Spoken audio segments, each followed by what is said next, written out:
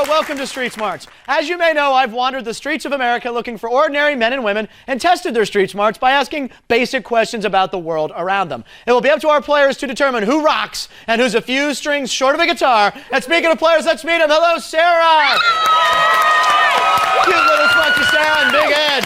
We got Big Ed. Thank you.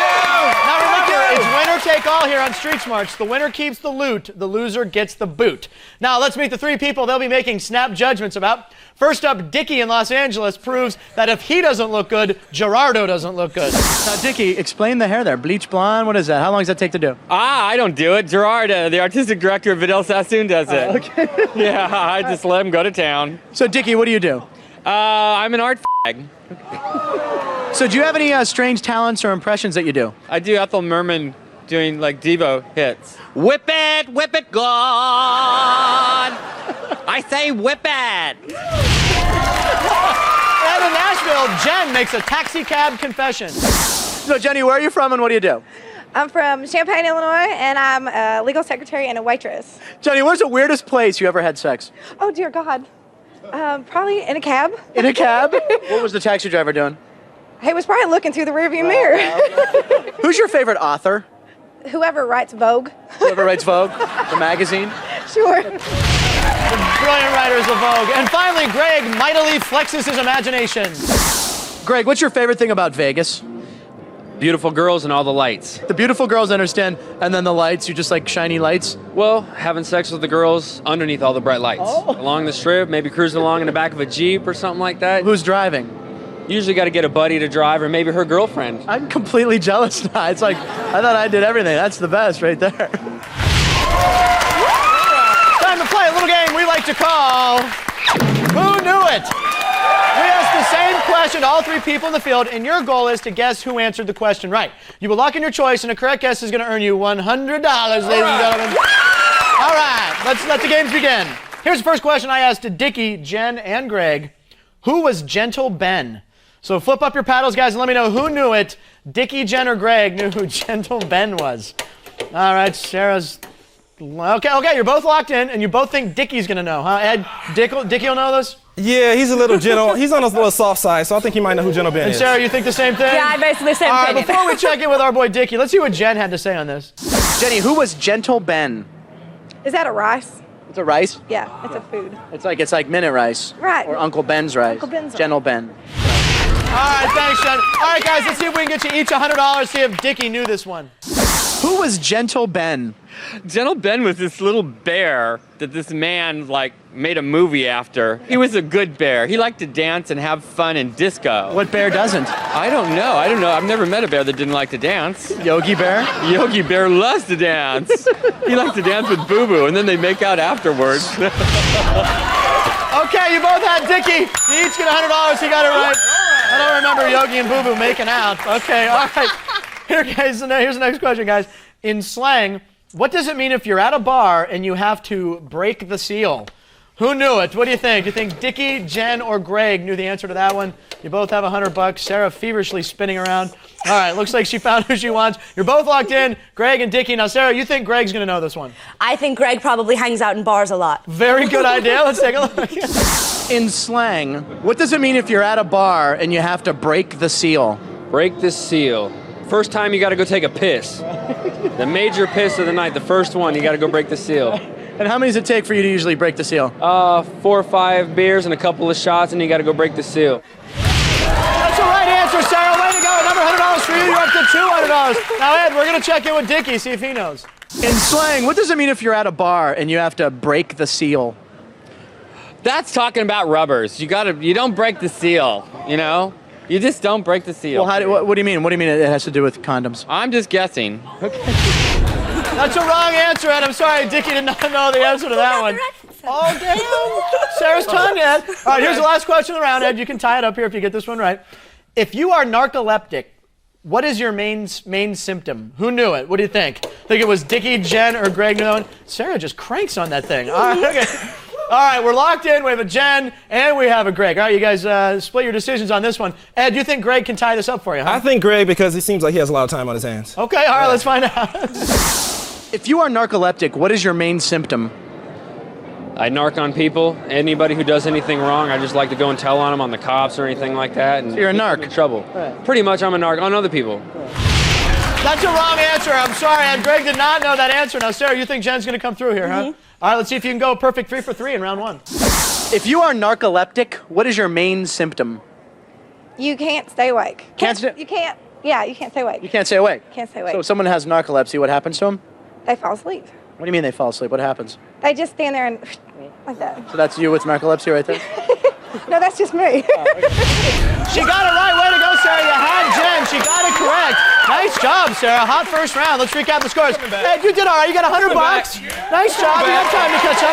But Sarah with a nice perfect 3 for 3, $300. Watch our players rack their brains trying to figure out who blew it when we return.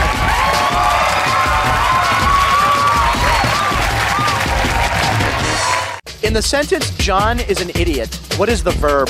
John. John's the verb? Yeah. Because John is... An idiot.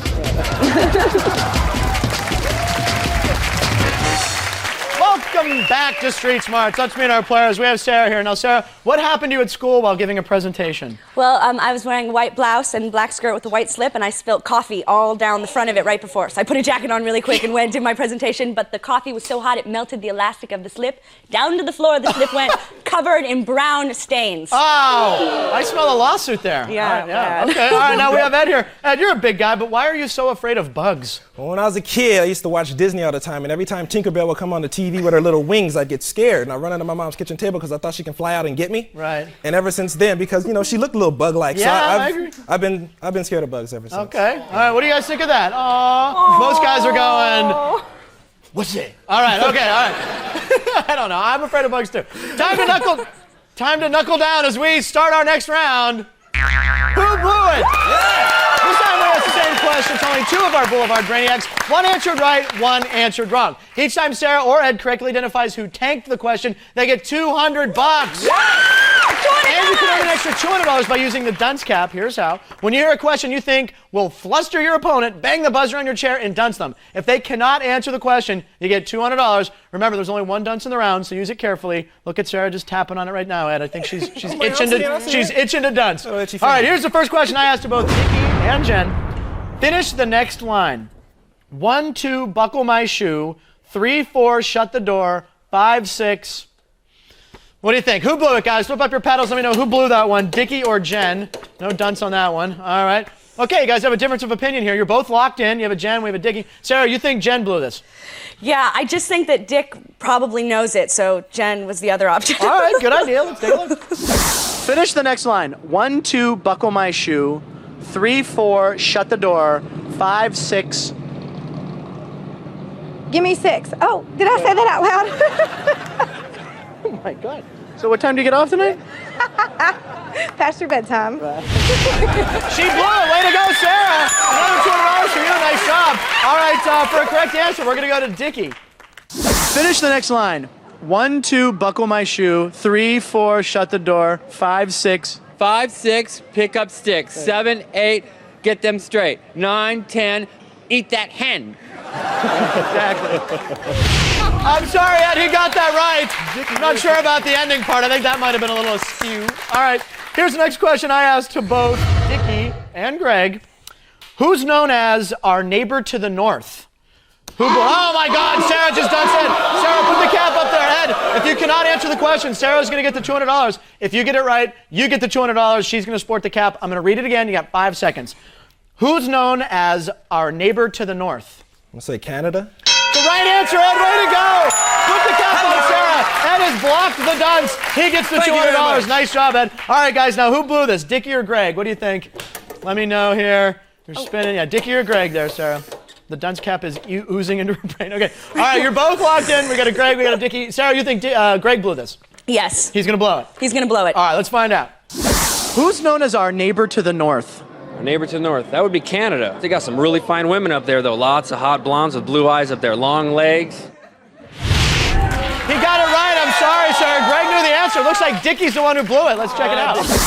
Who is known as our neighbor to the north? Our neighbor to the north? I want to say like Mississippi, but that's wrong. That's south. Blah, Boston. That's not right either. North Dakota, North Dakota, North Dakota. You have to say it 3 times? Yes, yes. Okay. He blew that one big time. You had Dicki. He blew it, Ed. All right. Reminds me of the guy from the B-52 somehow. Okay, all right. Here's the next question I asked to Jen and to Greg. I showed Jen and Greg this photo and asked them, who is this? Who blew it? What do you think, guys? Do you think Jen or Greg blew this one? Did not know who that man was. All right, let's see. You're both locked in. You both think Jen. Ed, you think Jen's going to blow it? Yeah, I don't think Jen's not. She's not going to get this. Okay, let's take a look. Jenny, who is this?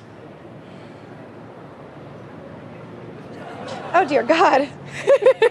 Is he a host of a game show? Oh, wait, there's Jimmy Carter. He could have been called president. Yeah. She got it right. I'm sorry, guys. You're both at Jen. She did not blow it. It looks like Greg's the one who blew it. Let's take a look. Greg, who is this? Donald Sutherland. Donald Sutherland, great actor. Eye of the Needle, Animal House. Yes, he was a very good I actor. think he played a president in a movie. He's getting pretty rough. You know that? You want me to? He looks just like a president, Gerald Ford. Missed that one big time. All right, let's recap the scores here. Sarah, you got $500. But guess who made a comeback? Ed's got $500 now. There you go. Thank you. Now that our players think they know these stallions, we'll see who they choose to ride when we return.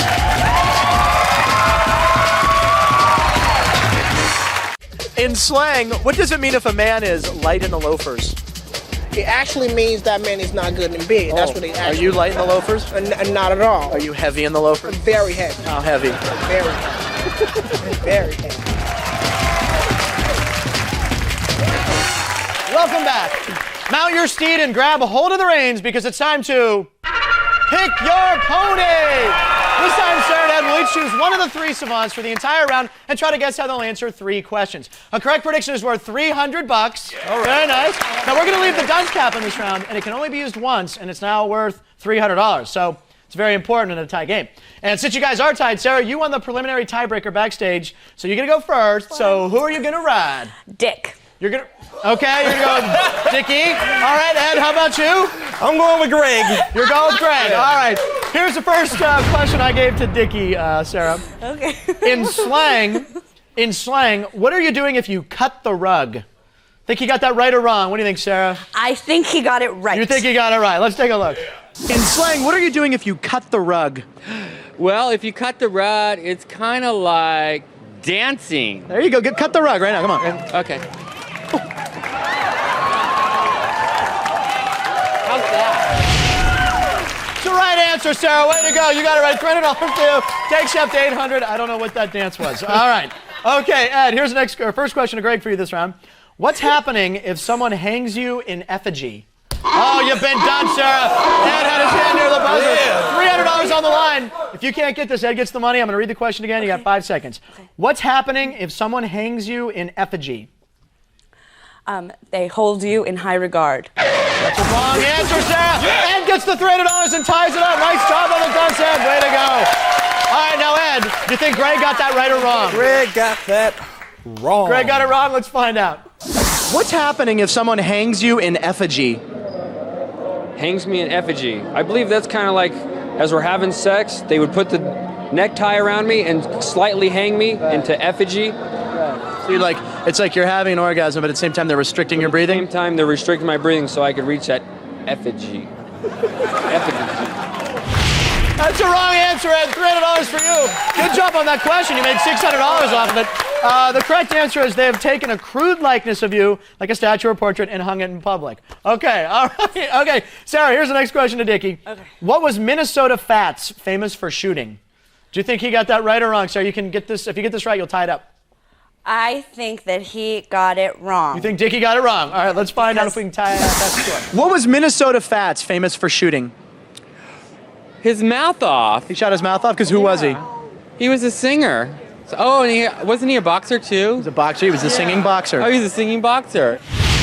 That's a wrong answer. Way to go, Sarah. We got a tie game at $1,100 each. Minnesota Fats was famous for shooting pool, stick. All right, Ed, here we go. Next question to Greg. What does it mean to turn something counterclockwise? Think he got that right or wrong, Ed? What do you think, buddy? Come on, that is too easy. Greg got this. You think he got it right? Yeah. All right, let's find out, buddy. What does it mean to turn something counterclockwise? The opposite direction of clockwise. Which is what? Left hand around like this. And for you guys at home, it'd be this way. Thanks for spelling that out. He got it right, Ed. Way to go. Thank you, Greg, for helping our home audience. All right. Good game here. Yeah, 1,400 to 1,100. Sarah, you can tie it up with if you predict this question right with Dicki. I asked Dicki, give me an acronym. Do you think he could give me an acronym? What do you think? I think that he could give you an acronym. Okay, you look nervous. Let's take a look. I'm nervous. Give me an acronym. Supercalifragilisticexpialidocious. Even though the sound of it is something quite atrocious. I know. Kind of like our voices, huh?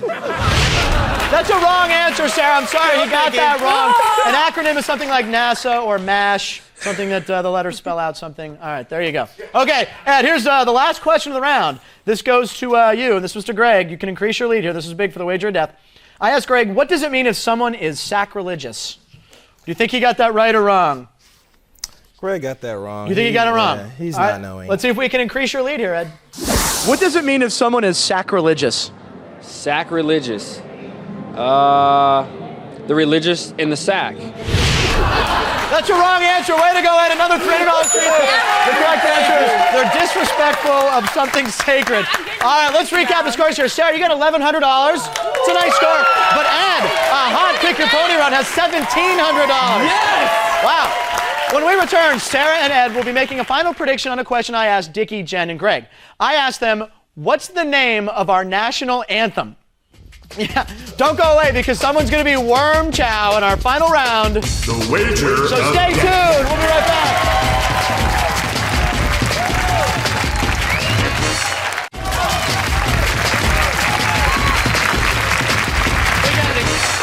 Welcome back. Sarah and Ed, here's the scoop. During the break, each of you secretly chose one of the three people out on the street, secretly made a prediction as to whether they were right or wrong, and secretly wagered an amount of money not to exceed the total you now have. Recap of the scores. Sarah, who was out to an early lead, has $1,100. Very nice. Fabulous. But Ed's made a nice comeback. He's got $1,700. Now remember, only the winner scoops with the dough, which means it rides, everything rides on this final question. Here's a question I asked to Dicki, Jen, and Greg. What's the name of our national anthem? All right, let's get your choices. Sarah, who do you want to see? You're trailing now, but you're very much in this. You took Greg. All right, Ed, how about you? You also chose Greg. Wow, okay. Well, nobody picked Jen or Dicki, so we're going to say bye to them. And this is it. This is the last clip of the show. Everything rides on this. You both have a lot of money. Let's see who's going to walk home with a bunch. Greg, what's the name of our national anthem? Star Spangled Banner. Star Spangled Banner way. Okay, that's a right answer. He didn't sing very well, but that's a right answer. Now, Sarah, you have Greg. You got $1,100 right now. Did you say he'd get it right or wrong? You said he'd get it wrong. Oh, no. How much is that going to cost you, Sarah? How much did you wager? She wagered $1,000. Bust you down to $100. All right, it's not over yet, but Sarah looks very sad. All right, Ed, you also had Greg. You have the lead right now. You're in control, $1,700. He got it right. What did you say? Very stoic, Ed. What did you say? Oh, he said right! Congratulations, you're going to win. How much money are you going home with, buddy? $700 gets you $2,400. Ed is our winner of the draw.